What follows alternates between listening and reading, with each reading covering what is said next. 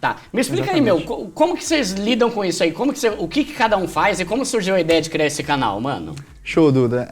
Basicamente deixar claro pra audiência que existe o pobre normal, o pobre comum, o pobre de iPhone. Que muitas vezes você fala que é o É o que eu mais descasco lá no canal, Às vezes você descasca ele, né? Mas existe o pobre de iPhone e existe a classe da extrema pobreza. E é um público que no Brasil é um público muito grande mesmo. A gente viu o exemplo disso quando chegou 2020 e veio a pandemia e o governo começou a liberar o auxílio emergencial. E aí o pessoal começou a fazer o cadastro, foram mais de 60 milhões de beneficiários ali só naquela época de 2020 e depois passou. Só que o cadastro único começou a aumentar bastante. O que é o cadastro único, pra você entender? É um programa, é uma base de dados do governo que as pessoas que ganham menos que meio salário mínimo por membro da família pode ir lá se cadastrar e ele tem dentro do cadastro único ali vários tipos de benefícios diferentes. Tá. Então essa base de dados do governo é a principal, é onde o governo... Cadastro único. Cadastro único. É a base principal onde o governo consegue saber qual que é a renda da família, quantos membros tem na família, quem está trabalhando, quem não está trabalhando, qual que é o endereço, ele tem acesso a tudo. Isso que seria a extrema pobreza? Quando é menos de meio salário mínimo por pessoa na casa? Não, nesse caso não. Seria um público carente. É um carente.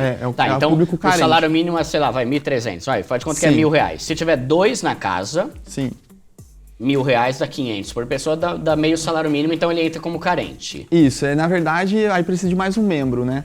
Porque se a gente pegar 3 membros, aí vai estar abaixo.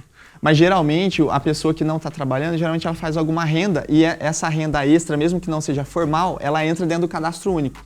Então, por mais que a pessoa não tenha um emprego registrado, o governo vai avaliar por que uma família ali está recebendo, por que uma família está conseguindo se manter, pagar um aluguel de 800 conto, fazer uma compra de tanto. Então, assim, não adianta alegar que a pessoa ganha menos que meio salário mínimo, tem que comprovar. Tá. Então, uma das formas que o governo tem é esse cadastro único, que é feito uma atualização periódica e tal. Então, o que aconteceu? Depois da pandemia, começou a surgir muitas pessoas que antes nem faziam ideia que existia cadastro único, porque o auxílio emergencial despertou isso. Então quer dizer que o governo ajuda quem está carente, quem está sem renda? Que já existia faz tempo. Que já existia, e são pessoas que não tinham acesso a essa informação. Então o canal ele iniciou aí, então a gente começou com o canal com gravação em formato de conteúdo informativo mesmo. Tá. Então é só levar informação, não é um conteúdo educativo. É só informação, porque a gente percebia esse espaço entre a informação que o povo precisava, quais são as regras, quando que vai começar o pagamento do auxílio, como que vai ser, qual que é o valor e tal. Tá. Faltava essa explicação e o canal surgiu daí. Só que aí em 2020? Em 2020. Bem na pandemia? Bem no meio da pandemia, Tá. Tanto que o foco no começo foi auxílio emergencial, que é um auxílio que não tinha a ver com cadastro único, não tinha a ver com Bolsa Família. Depois que passou o auxílio emergencial, acabou, o governo transformou Bolsa Família em Auxílio Brasil, o governo Bolsonaro, Tá. em Auxílio Brasil.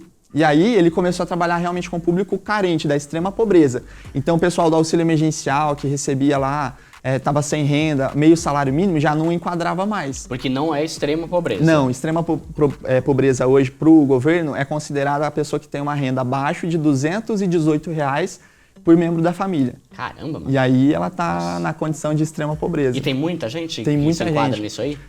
O cadastro único, por exemplo, tem mais de 40 milhões de pessoas cadastradas, que é meio salário mínimo. Só que hoje, só de beneficiário de Bolsa Família, que se enquadra nessa regra, são 21 milhões de brasileiros. Nossa. Então, praticamente 10% da população brasileira se enquadra ainda na extrema pobreza. Tem uma região que é pior, tipo o Nordeste ou Norte? Nordeste é a maioria. Nordeste é a maioria. A maioria dos Caramba, né? beneficiários são de lá. Na verdade, não é em número, né? Mas em proporção, porque o número realmente vai ser aqui São Paulo, Rio de Janeiro, vai ser o Sudeste que concentra Tem mais. muita gente. Tem muita gente. Tá. Só que em relação à proporção, o Nordeste acaba sendo mais afetado. Então, o que a gente começou a fazer? Levar o conteúdo informativo, só que daí começou a surgir vários braços que a gente entendeu o nosso objetivo e unificou tudo, que era o quê?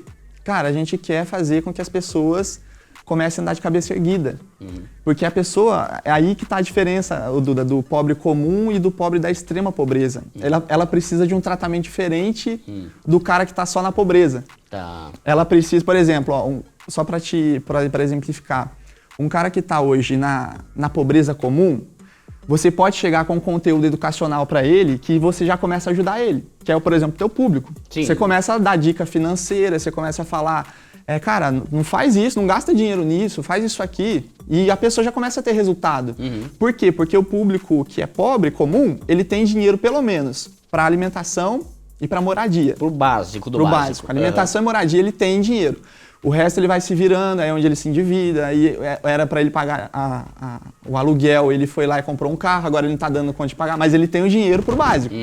Agora a extrema pobreza não tem dinheiro nem para alimentação e nem para moradia. Mas, mano, como que sobrevive essa galera, mano? Que coisa, né? Eu falo assim, que eu já fui, na verdade, pro sertão, né? Eu fiz um projeto missionário uma vez com o pessoal da igreja, e é osso mesmo, né?